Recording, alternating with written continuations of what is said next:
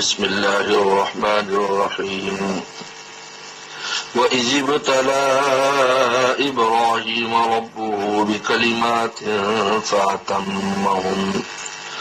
قال إني جاعلك للناس إماما قال ومن ذريتي قال لا ينال أحد الظالمين وَإِجْعَلْنَا الْبَيْتَ مَثَابَةً لِلنَّاسِ وَأَمْنًا وَاتَّخِذُوا مِن مَّقَامِ إِبْرَاهِيمَ مُصَلًّى وَعَهِدْنَا إِلَىٰ إِبْرَاهِيمَ وَإِسْمَاعِيلَ أَن طَهِّرَا بَيْتِيَ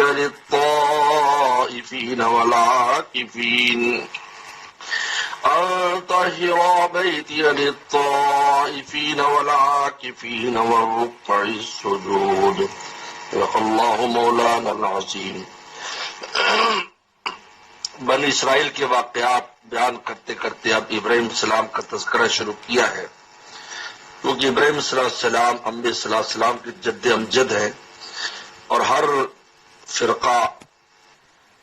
اور ہر آسمانی مذہب والے اپنے آپ کو ابراہیم صلی اللہ علیہ وسلم کی طرف منسوب کرتے ہیں۔ تو اللہ تعالیٰ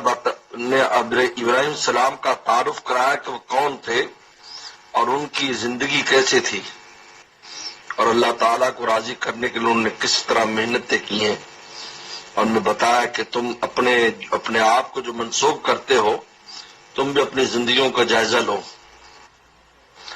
کیا ابراہیم صلی اللہ علیہ وسلم کہ واقعی تم متبعین ہو بھی کہ نہیں۔ اور دوسرے ابراہیم صلی اللہ علیہ وسلم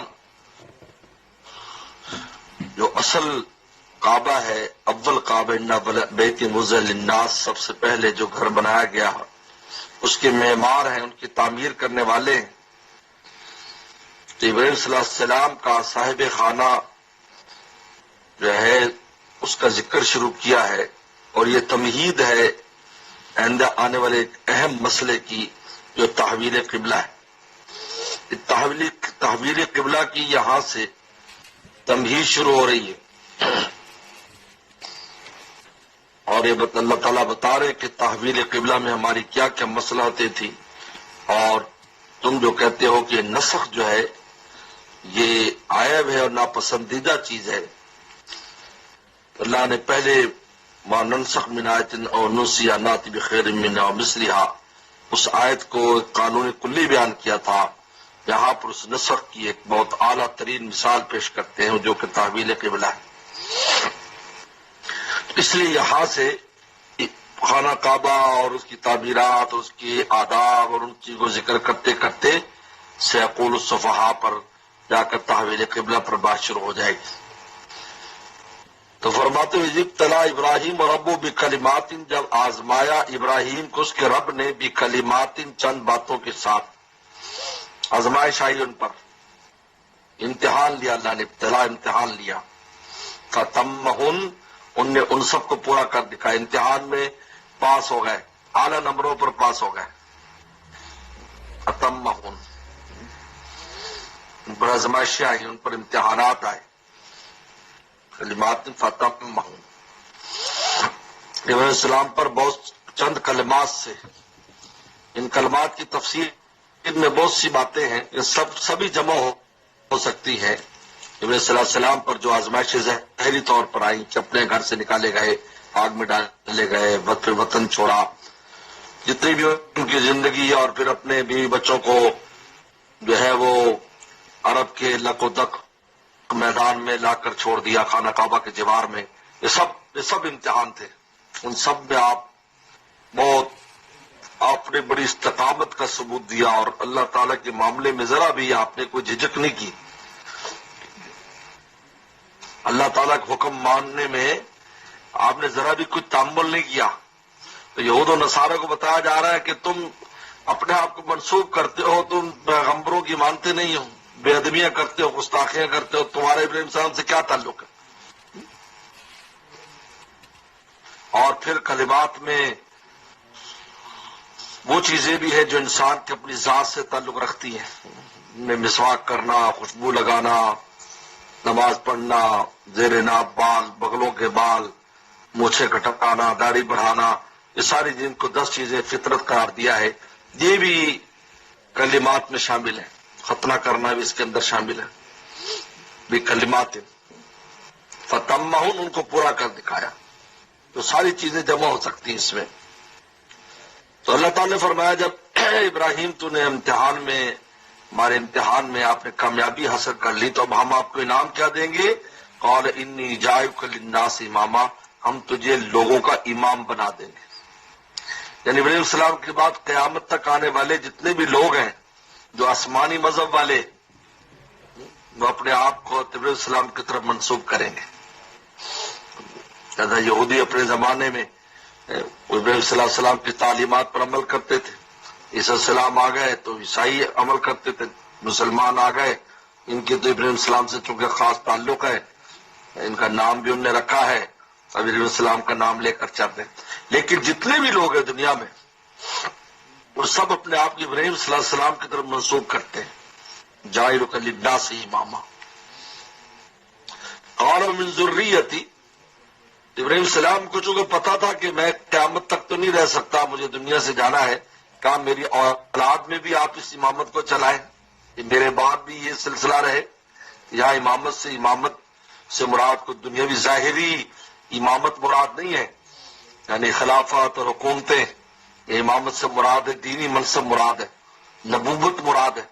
دینی منصب مراد ہے۔ کہا میری اولاد میں بھی یہ سلسلہ نبوت کا چلتا رہے۔ تو اللہ تعالی نے قانون بیان کر دیا، یعنی اس میں یہ بتا دیا کہ ضرور چلے گا، لیکن لا ینال عہد الظالمین، لیکن ظالموں کو میرا عہد نہیں پہنچے گا۔ لہذا اسی لفظ سے یہود و نصارہ نکل جاتے ہیں کہ یہود و نصارہ نے جو ظلم و ستم کیے، ہم نبیوں کے ساتھ جو ظلم و ستم کیا ہے اور اپنی جان پر جو ظلم و ستم کیا ہے، اور جو فسق و فجور میں مبتلا رہے ہیں، کیونکہ امامت اخروی کے لیے اور سیادت اور مذہبی سعادت اور قیادت کے لیے ضروری ہے کہ ظالم اور فاسق نہ ہو۔ تم ظالم بھی ہو، یہودی ہو، اور فاسق بھی ہو، بنی اسرائیل والوں، خصوصاً بنی اسرائیل کی بات چل رہی، تو تمہیں اللہ تعالیٰ کا وعد، وہ کہتے تھے نا اللہ، ابراہیم السلام نے دعا مانگی قیامت تک رہے، تو لہٰذا ہمیں اندر قیامت تک نبوت رہے گی، اور میں لا ینال عہد الظالمین، اللہ نے فرمایا کہ ہمارا جو عہد ہے وہ ظالموں کو نہیں ملے گا، اور تم ظالم و فاسق ہو، تمہیں کیسے ملے گا؟ یہ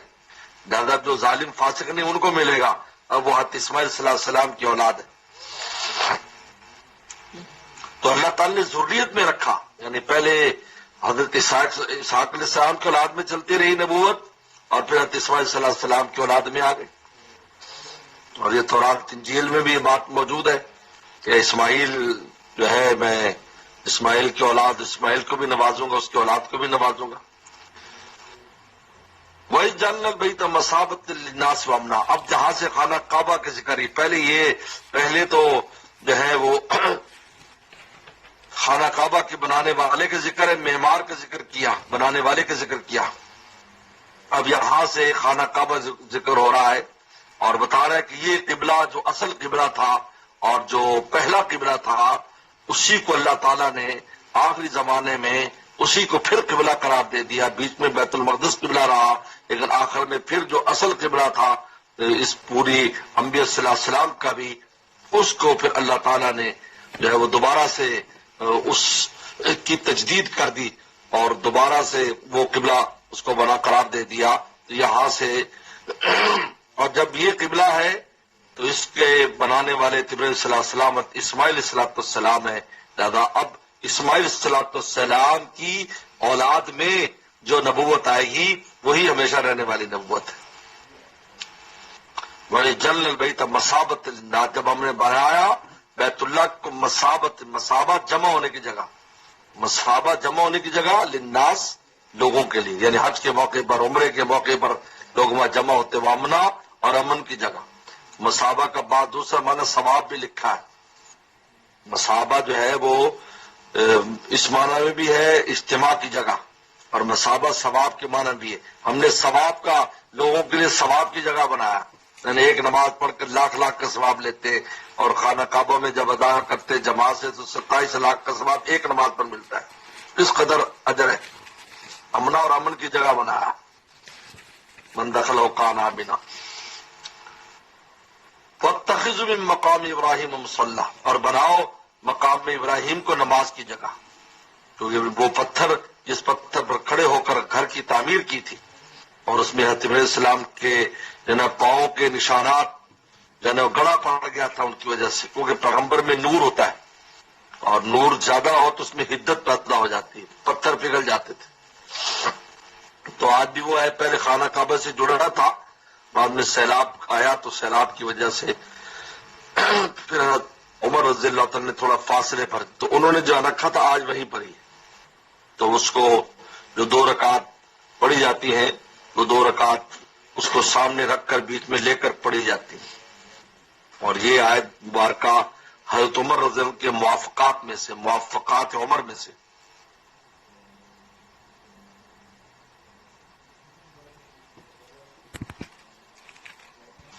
کہ جب وہ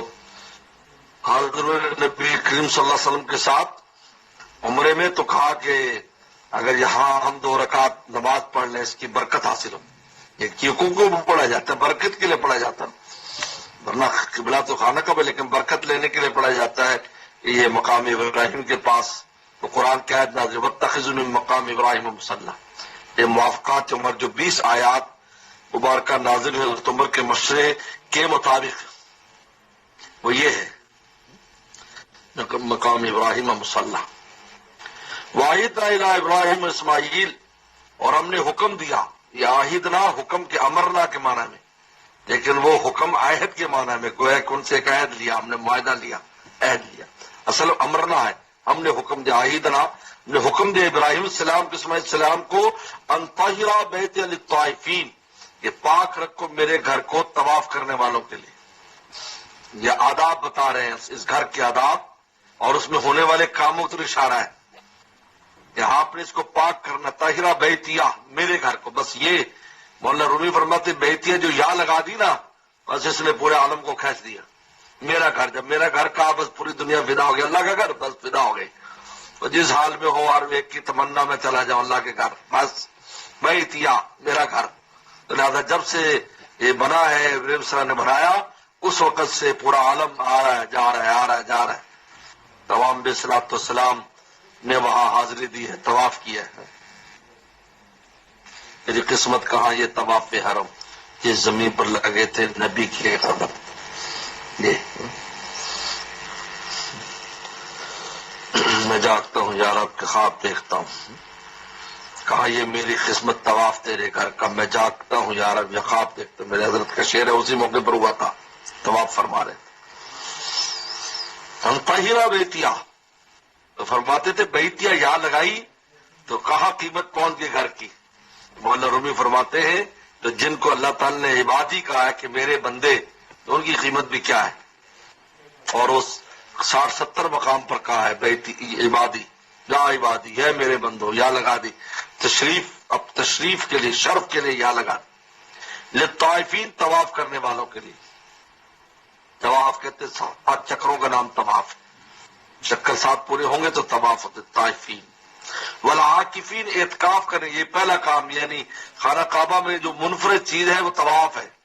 جو کہیں نہیں ہو سکتا، صرف خانہ کعبہ میں ہوتا ہے۔ والعاکفین، اور اعتکاف کرنے والوں کے لیے، والرکع سجود، اور رکوع سجدے کرنے والوں کے لیے۔ تو چونکہ طواف اور اعتکاف الگ چیز ہے تو وہ بیچ میں لائے، رکع سجود، رکوع سجدہ مل کر نماز ہوتی ہے، رکوع الگ چیز نہیں، سجدہ الگ نہیں، تو وہ رکع سجود میں واو نہیں لائے، کیونکہ جہاں شدت اتصال ہو وہاں پر واو نہیں آتی، جہاں تھوڑا فرق ہوتا ہے وہاں پر حرف عطف لایا جاتا ہے۔ تو لہذا طائفین اور عاکفین اس میں واو لائے، وہ رکع سجود اور رکوع سجدے کرنے والوں کے لیے، ان کے لیے آپ میرے گھر کو پاک رکھیے۔ تو ظاہری پاکی بھی ہے، یعنی صفائی ستھرائی، اور باطنی پاکی بھی ہے، یہاں پر کوئی ایسا کام نہیں ہونا چاہیے جو توحید کے خلاف ہو۔ ان طہر بیت للطائفین والرکع السجود۔ تو یہاں سے خانہ کعبہ کا تذکرہ شروع ہو گیا، بیت اللہ کا ذکر شروع ہو گیا۔ یہ تمہید ہے آئندہ آنے والے تحویل قبلہ کی طرف۔ صدق اللہ مولانا سے۔